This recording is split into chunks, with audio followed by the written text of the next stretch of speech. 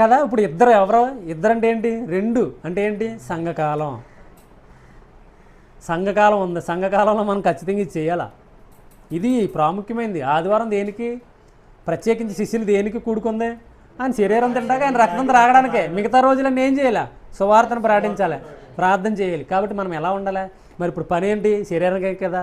శరీరానికి పని ఉన్నప్పుడు శరీరం ఎలా కనపడాలి, నీరసంగాను ఉసూరుగాను, ఏది గుడ్డు కన్ను లేని వాడికి వెళ్ళి సువార్త చెప్తే ఊరుకుంటారా? ఊరు బాబు నువ్వు సరి చేసుకోరా ఫస్ట్. అందుకే ప్రభు దగ్గరికి వచ్చింది ఎలాగా పరిశీలన చేయాలి. ప్రధాన యాజకుడు దీనికి మచ్చ ఏమైనా ఉందా, ఇది అంగహీనంగా ఉందా, దీనికి ఏమైనా జబ్బు ఉందా అని పరిశీలన చేయాలా అర్పించడానికి ముందు. అలా అంటే మరేంటి, మరి మనం కూడా అలాగే ఉండాలి కదా. ప్రభువు దాంట్లో ఏమన్నాడు, నీట్గా కనపడ్డాడు. 33.5 సంవత్సరాలు యవ్వన వయసులో అద్భుతంగా ప్రభువు కనపడ్డాడు. అలాగే మనం కనపడాలని ఆయన కోరిక, అందుకే ఇది ఇచ్చింది. కానీ ఈరోజు దాన్ని తిరస్కరిస్తున్నారు, లేదన్న దాన్ని తెలియకుండా చేస్తున్నారు. ఎందుకు తింటున్నారో తెలియదు, దేనికి చేస్తున్నారో తెలియదు. అదే వాస్తవానికి పైన చదవండి, మార్క్స్ వార్త 14:11 వచనంలో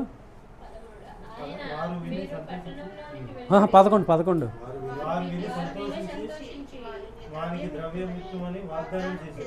గనక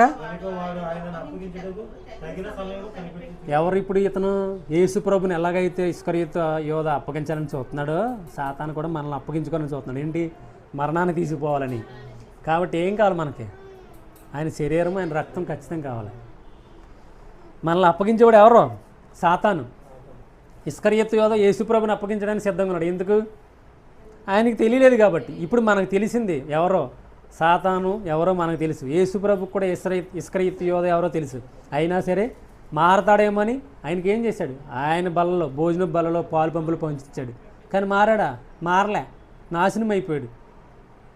కానీ మనమైతే దేవుని కృపను బట్టి ఈ వాక్యాన్ని వినడానికి ప్రభు సహాయం చేస్తున్నాడు. అద్భుతంగా ప్రభు మనతో మాట్లాడుతున్నాడు.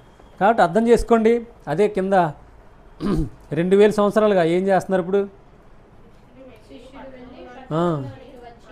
ఆయన వారితో చెప్పినట్లు కనుగొని పస్కాను సిద్ధం చేశారు. ఆల్రెడీ సిద్ధమైపోయిన పస్కా మీరేం చేయాలా, కేవలం వచ్చి తినాలి, త్రాగాలి, అంతే. ఇంకా అంతకుమించి మనం ఏమీ చేయవసరలే. అందుకే